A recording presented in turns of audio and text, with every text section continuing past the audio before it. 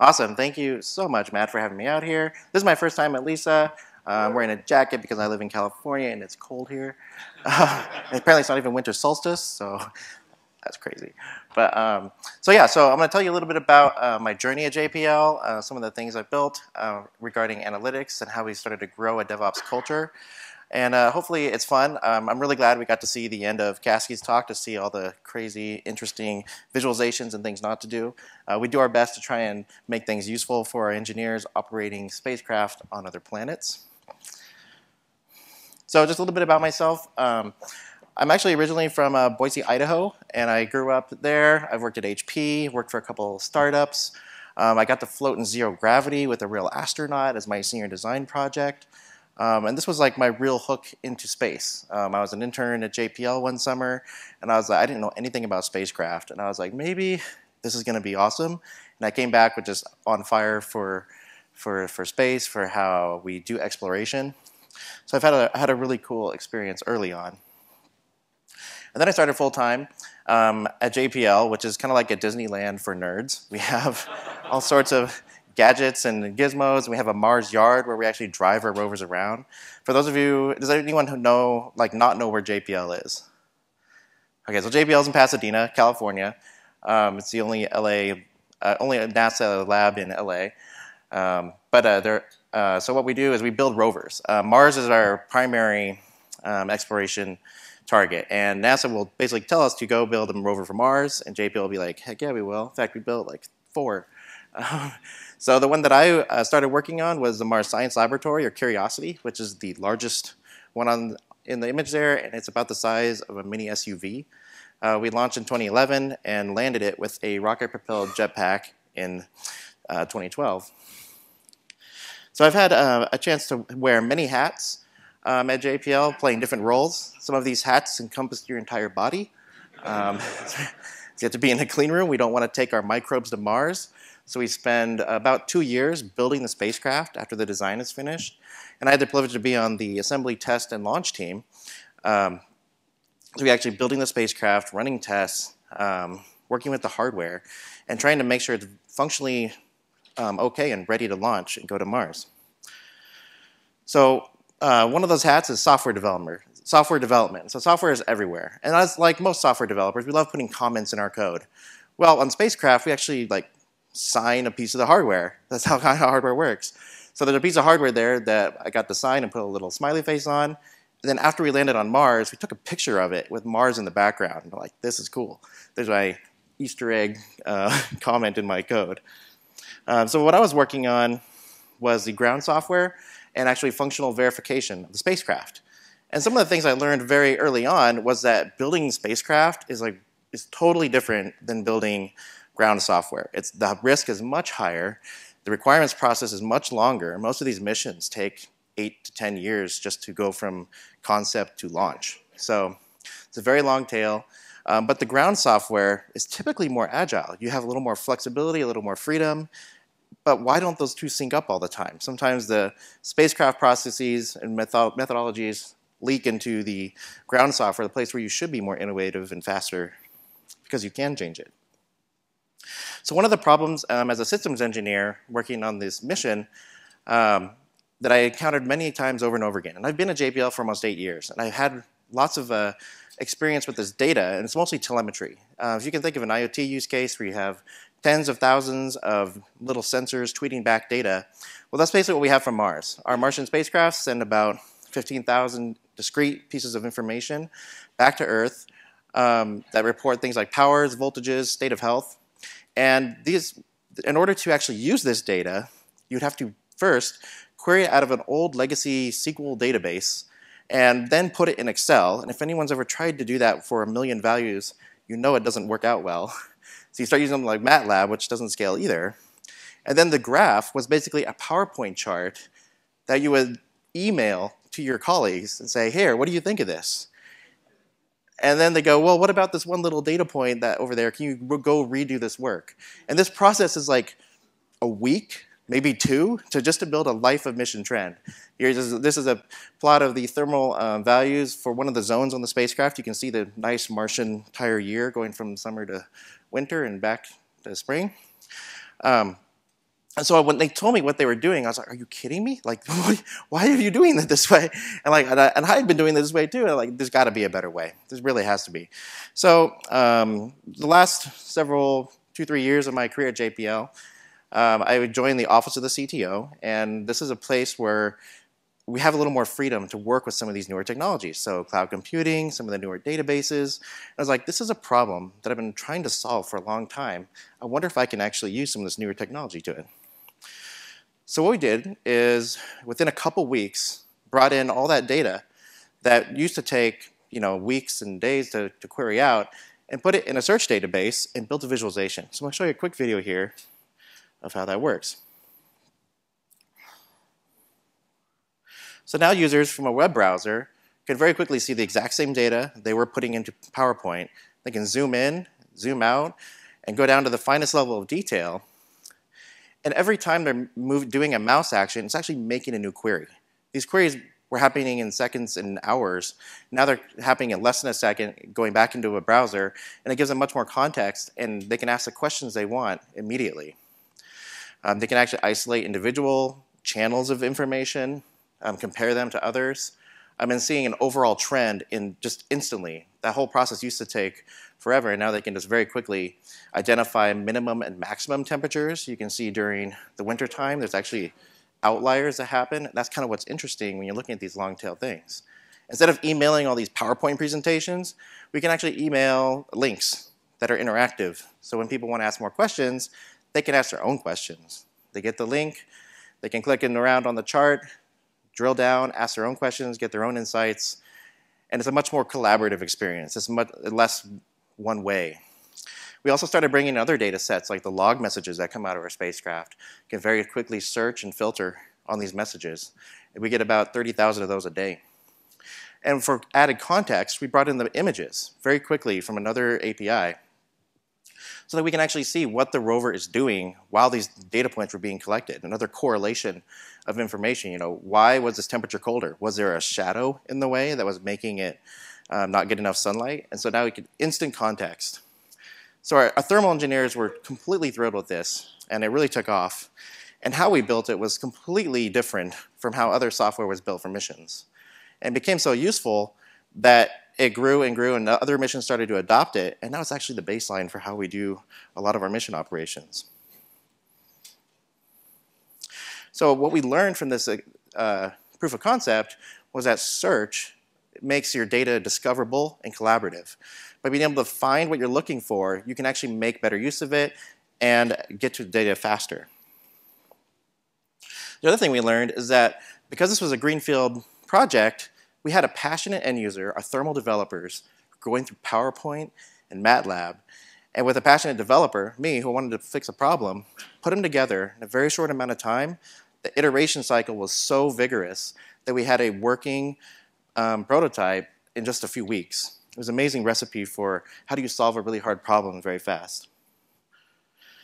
So now we have this new process. It has a bunch of new tools, and it's very different from what we used to see. We get data. We still get data from the Deep Space Network, which is NASA's infrastructure as a service, if you will. We have 3 sites across the world, Madrid, Canberra, and Goldstone. And at any time, we can speak to any of our deep space assets, either on Mars or in the outer planets, and keep constant lock on them. So we bring all that into Amazon's GovCloud, and using tools like Apache Spark, SQS, S3, we can very quickly process the data, put it in our search database, and make it available for our users within just a few seconds. So one of the things that happened at scale when we started moving this up the stack, we started porting this project to our Earth science missions. And because our satellites are much closer to Earth, we get the data rate goes up by orders of magnitude. So the database started to scale, things started to slow down. I was like, how do we fix this?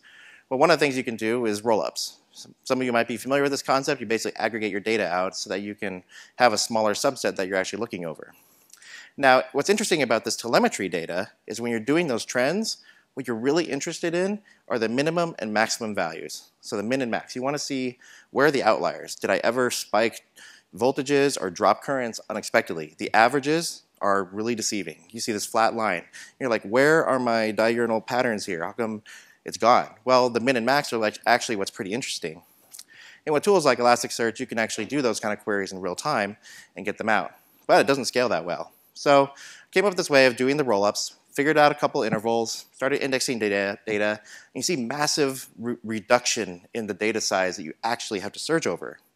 This added some complexity because now, if users want to get the more fine-grained data set, they have to pick a different interval in their query. So the important thing here is that the API becomes a deliverable. We built this for them, an API that does the automatic switching of the intervals, so they're still making the same queries, asking for data, and actually asking for the number of data points. Your browser can't plot 1 million data points on the screen. It can plot maybe 1,000 or 2,000. So you just ask for 2,000 data points. It automatically figures out the interval, returns the aggregate data set, and they're happy. So this API became an entry point for new developers, existing users, and people interested in getting access to the data in a new way that was never before possible. Before they were using Excel to plot things and SQL queries to get the data out. But now you have a RESTful API. We started to see this emergence of new dashboards. For example, this is a new thermal dashboard that is a complete evolution of the initial prototype that they built. But now at a glance, they can see multi-days, the important information completely tailored for their subsystem. This is not a general purpose tool anymore. This is hyper-focused for the team. They log in every day, look at the dashboard, they can immediately see what's going on. You know, one of the things I've heard is, you have warning lights and status lights on your car dash. Why not have that for your satellite or spacecraft? Here you go. So we were able to educate our team, here's how the API works. It's documented. Go have at it. We taught them how to use D3, how to use the other visualization frameworks for the web. And they built these very quickly. And the project was like, where's this coming from? This isn't part of our 4-year delivery life cycle. And they're like, okay, well, these people are building these things kind of organically and vetting them within their own team to make sure they're correct. This is a new way of working. So these have become the new standard for future missions. And what we started to see was that these really impactful, low-risk greenfield projects actually became and grew these little DevOps cultures within JPL. It became a new way of doing things. It was almost like an infection. Everyone started doing it this way. And it started to affect not only developers, but people in operations. And there's a new culture evolving. So with this new DevOps culture, we needed a way to actually deploy things quicker and more reliable. So containers were starting to get popular. This was back in like 2014. We started playing with this stuff. And we're like, okay, containers are great, but how do you make them run consistently? How do you run more than like 5 or 10 of them for one person? We started looking at Mesos and Marathon. This was a great platform for, it was solid, it was stable, and it made sense. This is pre-Kubernetes, which is now getting to that point where it's almost on parity for stability of Kubernetes or of Marathon and Mesos. So now we have this distributed task runner that we can run our containers, keep them running, and have a declarative, homogeneous set of machines that you can deploy things to. This really accelerated our rate of innovation because now prototypes and new software can be developed and run in production very quickly. So this was really, Docker, I know you can't go to talk about DevOps without hearing Docker, crazy whale. But it was for me, it was a breath of fresh air. I have been developing software and like trying to get it to run in a production environment, and it was a very long, arduous process trying to tell people like, okay, can you please install these packages? Oh, that's conflicts with another version on the machine. Oh my gosh, this is really frustrating. Well, this was a really good breath of fresh air for the developers and myself, and maybe actually like writing software again. I was almost fed up with it. Unfortunately, it wasn't quite the ideal tool for our traditional ops and our essays, because they were like, what is this thing? It's new, I don't want to do it, I don't get it. And so it became a lot of back and forth, like, okay, let's bring everyone up to speed, let's enjoy this for what it is, let's find out where it's right, let's make sure it's secure. So we had a lot of deep dives in the security model, the operational model, and everyone started coming up to speed. And it actually was pretty cool. So I started doing some things like, okay, how do you run things successfully in containers? Well, there's this concept of 12-factor apps, which hopefully some of you have heard of. But I was like, okay, we need to build 12-factor apps. I said this to my team, and they're like, no way. What do you know about running stateful apps? And then we bring in a consultant, and he's like, you guys need 12-factor apps. And they're like, oh, great idea. Listen to this guy. I'm like, guys, I've been saying this all the time. So sometimes you just need to hear that external validation, going to conferences, hearing talks, reading books, having people on site. It goes a really long way for like getting your voice out there within your organization to continue to build these cultures.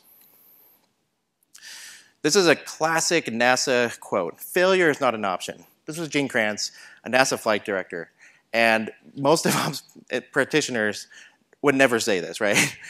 As all you know, things fail, and it's the faster you can bootstrap yourself up is what gets you back on track.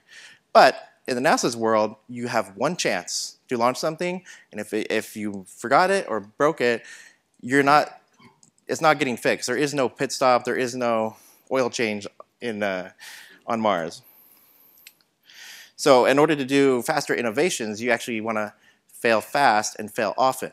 I'm not going to poke SpaceX here, but they can fail, and they can actually come back. It's actually awesome. I really respect, because they can have a rocket failure and be back on the pad much faster than I've seen some of the other people come to life. So that is that pattern, is you go fast and you do it fast and often. Same thing in software. But how do we do that? There's this concept of immutable infrastructure. I hope some of you have heard this, but it basically gives you a really strong premise for agile recovery. It lets you fail fast. It lets you recover quickly. Using tools like Terraform and Ansible, your infrastructure becomes declarative. You can burn down your entire stack and all of your infrastructure and bring it back to life by running a single command. This lets you actually have a real DR story. You can actually have two entire environments running, burn one down, and swap over to it easily without going through a multi-month cycle of, is this thing configured correctly?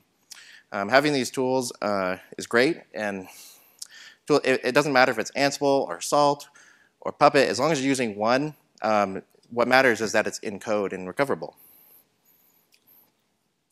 This is something that is interesting, that really accelerates, and it gives that delivery its agility, and that is continuous integration and continuous deployment.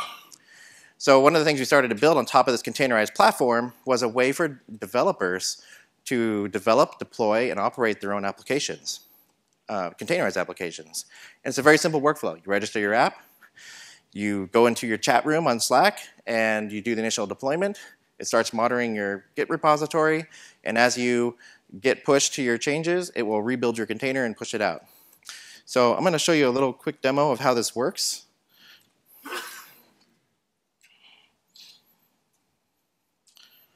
So this is the continuous integration platform that we built on top of Mesos and Marathon. I'm just going to walk you through this. But our developers go to a website, and this is their onboarding process. And this is all self-service. They authorize their GitHub Enterprise account. They choose the repository that they want to deploy. And as long as there's a Docker file in that repository, it will work. They choose a branch they want to deploy from. They choose the Slack room that they want to have the bot chat with them in. They declare a declarative JSON response saying how much CPU, memory, what port is it running on. We also integrated this with the SSL provisioning and the DNS or infrastructure with OnLab. So all of that is completely automated now. They put in their username and password to do the SSL registration, confirm that everything was good. They hit go. That automatically triggers the app deployment. So now in their Slack channel, they have this bot called Jarvis, because naturally. They can just ask Jarvis to do basically your job, which is, let's deploy some apps here. So Jarvis, deploy my app. And he's like, we have app, naturally. And you can see here in the Marathon dashboard that the app starts deploying. There's two parts of this, the monitoring piece and the actual app deployment. The monitor goes, you can see the Docker build just got kicked off. So we do Docker build, Docker push, pushes it to a registry using tags that mimic the Git hash. Once that gets pushed out, it actually deploys it to Marathon. And once it's deployed, the domain name that they registered is immediately available and their app is there. When they want to make a change, all they do is open your editor, make the change in your file. You can see this demo was from a year ago. But, so they make their change, they git commit. There's the change. We're going to add it, commit, and then we push. And then from the chat window, you can very quickly see, oh, my new build started. This is great. I didn't have to do anything extra. You see it starting, and the bot will actually help you. It'll give you information. You can ask it questions. You can interrogate it. You can ask it for logs. It'll give you a link to the logs. And so Jarvis starts rebuilding the new version of your app. You can see the tag is different. And then it starts doing a rolling upgrade. So remember, the platform is automatically checking the health of your system. And it brings online the new one. And once it's online and healthy, that's when it tears down the old version. This is stuff you get out of the box from most all continuous, or almost all container orchestration engines. And it really gives you that agility in deploying and building apps very quickly. So they've been using this for over a year now, and it's been great. We have hundreds of applications being deployed this way.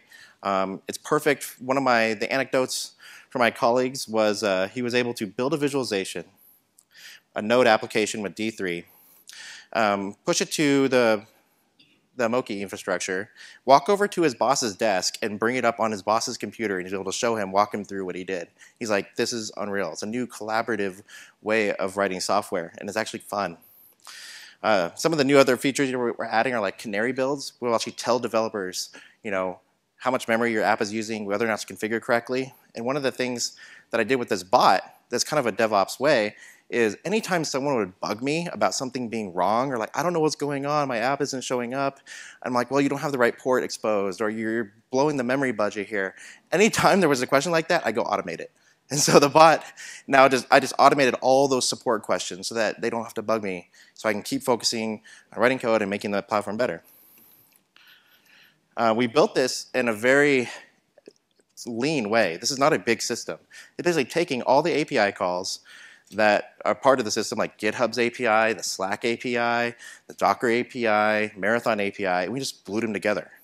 So there's no real fancy tools here bundling together. It's just going to show you, like, you don't need a whole lot of stuff to get good CI/CD, or at least something that works. So this was like a proof of concept of what we could do on the platform, and it grew into something that's actually usable. If we were to do this again, I'd probably start to look at systems that are available now, like Spinnaker, which gives you even manual injection of actions for doing deployments to different environments, and it's much more powerful and has a great UI.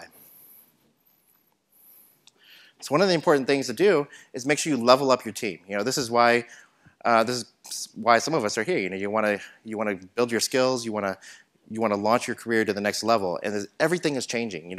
We heard from the keynote the other day, change is happening very fast. If you're not learning Go, like right now, you need to. If you don't know about containers, you got to know that stuff like right now.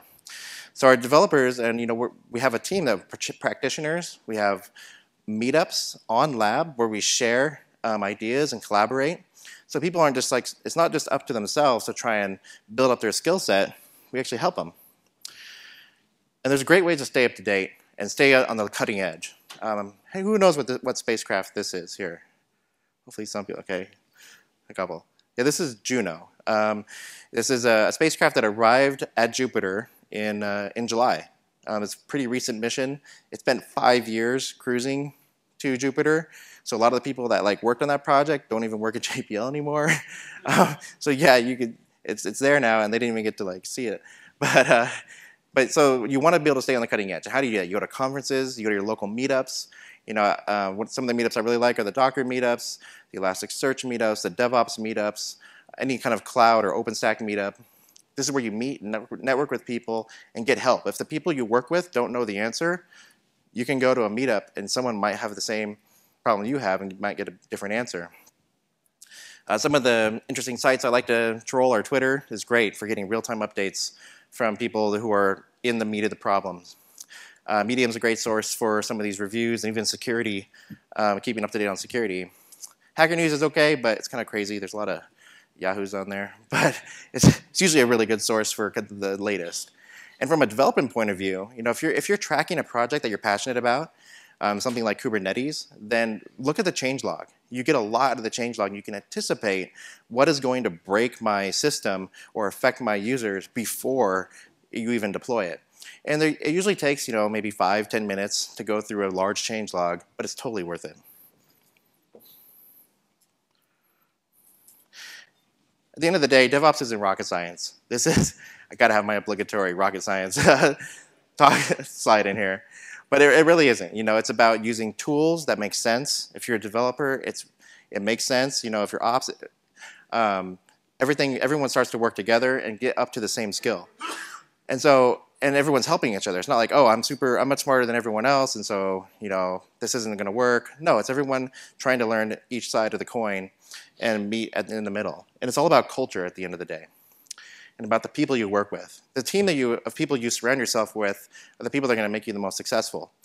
It's not easy working with different organizations, but it's worth it at the end of the day. And these are the people that you see every day, so you want to get along. JPL has always had a long tradition of large teams working on huge projects. This is just some of the people that worked on the Mars Science Laboratory rover. I'm like somewhere there. I'm the guy in the blue. And at one point in time, we had over 3,500 engineers working on that project, and there's barely 200 there. But the people you surround with is what will make you the most successful. So whatever you decide to do, and however you do it, what matters is building that culture, having those open lines of communication, building tools that are useful, and actually get you closer to writing that business logic and making the answers that your business cares about. And hopefully, for us, in our case, it's the search for life in our universe. Thank you very much.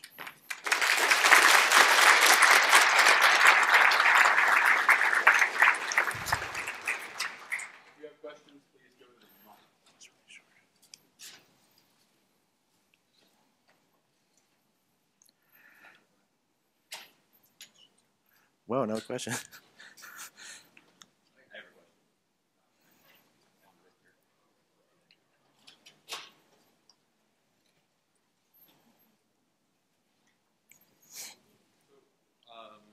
don't know, is this on? Okay.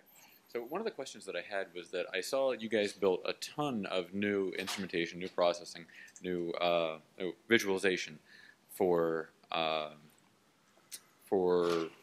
the tools that you guys built. How much of the existing legacy stuff got ported over to the new way? Because I've seen in projects where you have really entrenched solutions that people are very kind of emotionally attached to sometimes, there's a lot of hesitancy. Yeah, that's a great question. What happened to the old systems? Are they still there? And the answer is yes. Because those they don't change very fast. What we did is we continue to run these systems in parallel. So people start to use the newer systems, they get used to them, but now we need to basically infuse what we've done into the old system. And so they're doing that now. They have about a 5-year development cycle and re-architecture that they're doing. It's like, hey, this actually works, so we're going to infuse that technology into the next mission's ground system. So until then, these systems will continue to run in parallel and people will continue to use them, but it is a long tail architecture replan and rebuild with lots of people to make that original system good. And the way we did that is actually the record of store is still in that gold source, that legacy database, if you will.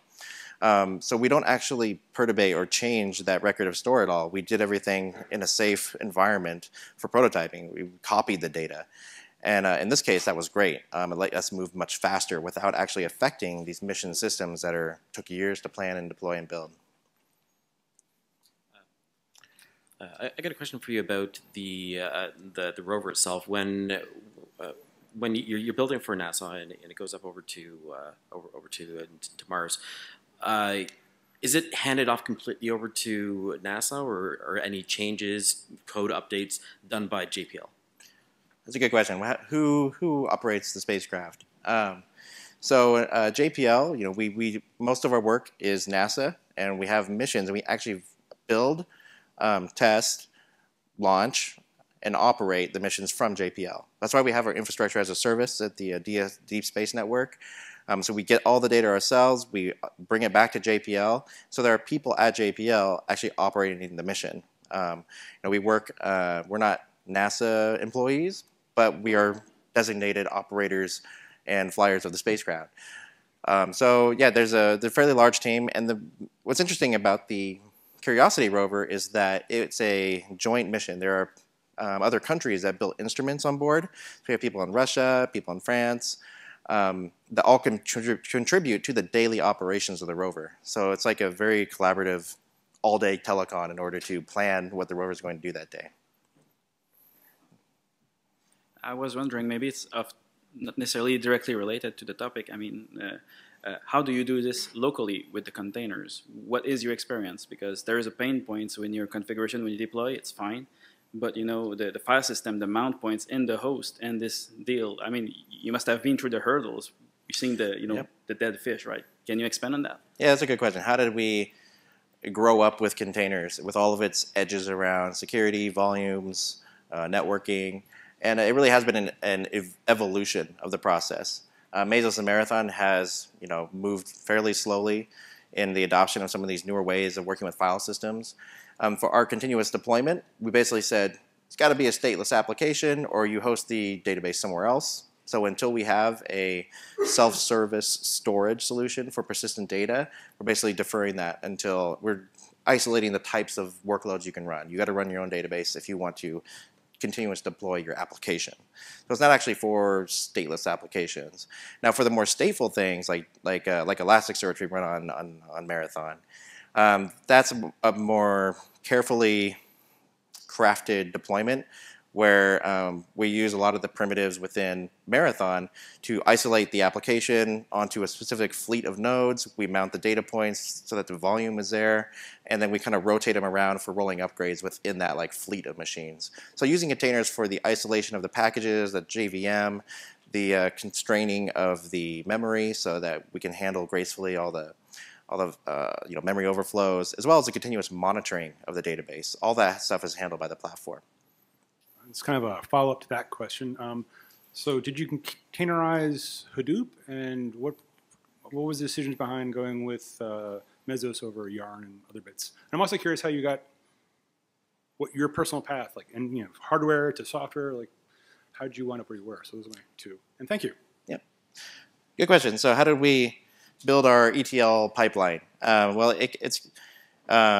we do have a Hadoop infrastructure, but a lot of the ETL is converting text-based files into JSON so they can then be ingested. We wanted that to all be automated. So we kind of built our little mini batching system. This is a pretty common design pattern on Amazon, but you use a queue like SQS to notify when messages arrive from S3.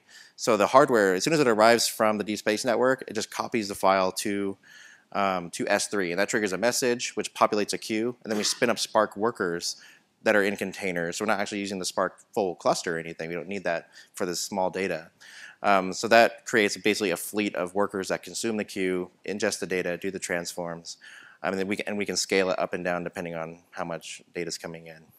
We also use Hadoop, a more standard EMR cluster for doing large transformations. And that's like a one-click, give me my cluster, point it at S3, do massive transformations for multiple days, and then you shut it down and you're done. So it's definitely part of it.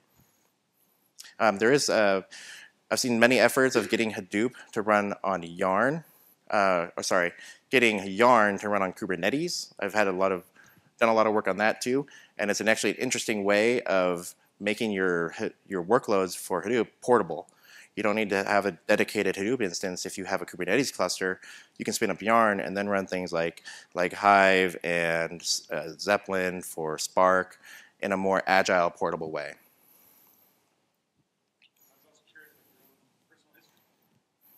Personal history with I got into software? How did you become an operations person? Oh, good question. Good questions. How did I evolve into the ops and software world? So I've always been interested in software. I started working with software early on at HP doing firmware test. And when I started at JPL, I was actually an electrical engineer. But software is everywhere. And so even though you're doing electrical engineering, I didn't really do much electrical, actual circuit design, and it was mostly automation of systems. You know, if you're in a test bed, working with lots of hardware, how do you automate those processes to make them run more efficiently? So it's taking the tasks that I was doing as a systems engineer and making them better with software. And that comes with all of its hurdles and interesting things. You build tools to help with the engineers, and then you need to deploy them. And before you know it, you're deploying them yourselves and working with the SAs even closer. And then you start jumping into the container world, and things start moving really fast. And before you know it, like everything you do is in the cloud, and you're spinning up your own instances, doing your own upgrades, your own security patches, and working even closer with the security team and the operations teams. So it's kind of an evolution of building things that are useful in software and then learning how to operate them. So I came from like the developer to ops versus like ops to developer or whatever. So that was kind of my personal path.